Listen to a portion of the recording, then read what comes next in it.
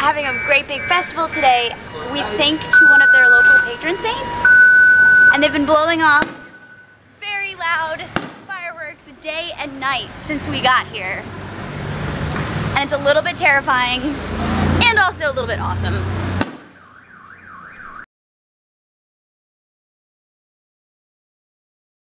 This is our view from our balcony, and you can hear all the fireworks going off. And it tends to set off all the car alarms in the area, and then all the car horns start beeping. And as you can see, there's a lot of traffic jams because they're closing down a bunch of the streets because there's parades everywhere.